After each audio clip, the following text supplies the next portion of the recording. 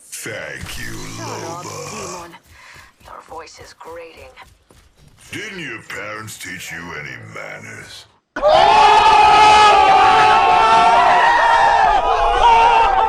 Well, lads, ladies, and anyone else watching, welcome to our lad. This is the SST here with a bit more Apex Legends for you, and my first win in Season 5, which was actually my first game. I managed to get my hands on a Kraber and a Devotion. But before that, I just wanted to give you guys a few tips and tricks that I've learned from using Loba for the last 24 hours.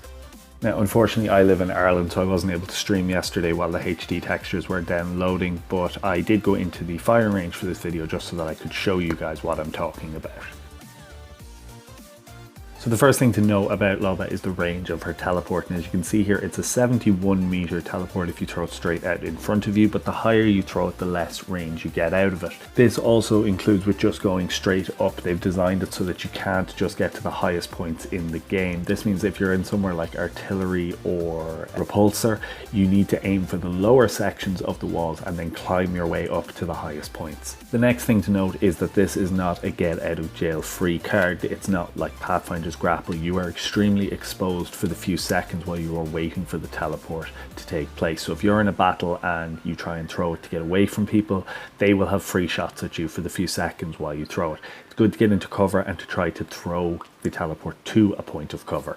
There are a lot of areas on the map where if you throw the teleport, you might accidentally throw it off the map, and there seems to be a security in place that it will just return to her if it doesn't hit the ground, but be wary, that doesn't always happen.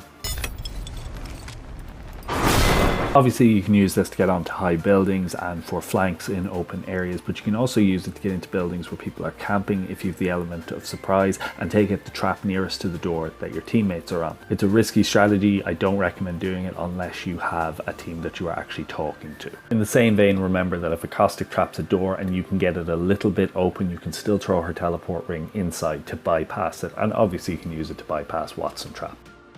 And onto her ultimate, which has a 70 meter radius. One thing to note about this, for whether you're playing Loba or playing against a Loba, is that while using it or placing it, your vision is restricted to the effect of the ultimate.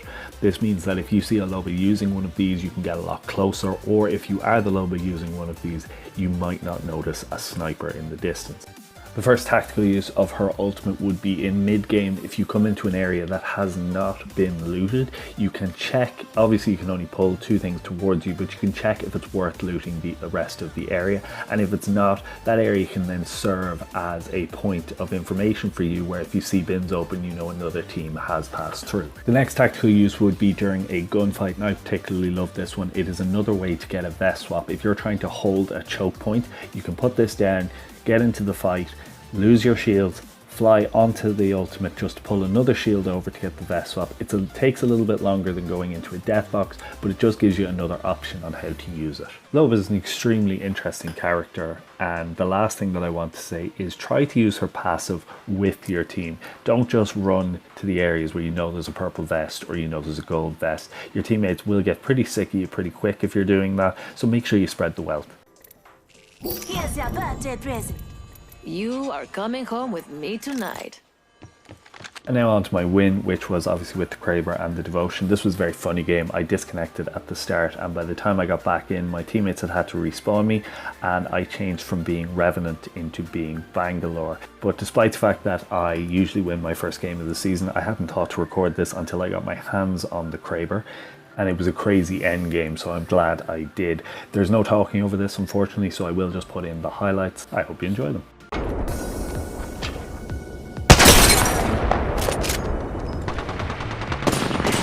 Taking fire! Reloading. Charging on my shields. Healer. I'm down! Enemies right here! Tango down. I'm down.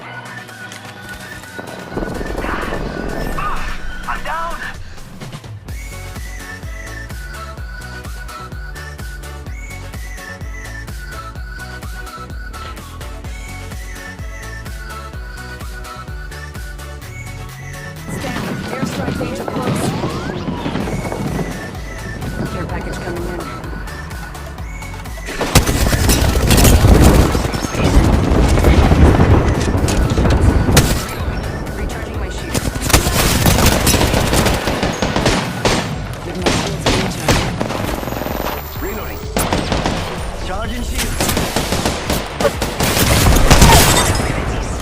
Need to recharge my shield. Give me a sec. Recharge my shield.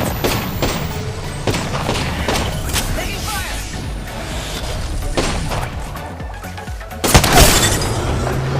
Down another target.